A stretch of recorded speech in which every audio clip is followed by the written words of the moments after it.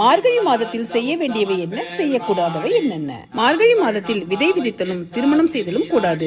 உயிர் சக்தி மந்தமாய் இருக்கும் இந்த காலகட்டத்தில் நம் உடம்பின் ஆற்றலை பெருக்கிக் கொள்ளவும் ஸ்திரமாக்கி சேமித்துக் கொள்ளவும் முயற்சி செய்யப்படுகிறது. எனவேதான் இச்சமயம் திருமணங்கள் நடைபெறுவதில்லை. இக்காலத்தில் விதை விதித்தாலும் அது சரியாக வளர்வதற்கான சூழல் இருக்காது.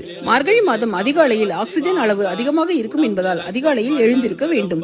சூரிய உதயத்திற்கு பின் உறங்கக்கூடாது. மார்கழி மாதத்தில் புதுமனையில் குடிபுகுதல், வாடகை அல்லது ஒத்தி வீட்டுக்கு மாறி செல்லுதல், புதிய அலுவலக கட்டடத்திற்கு மாறுதல் கூடாது.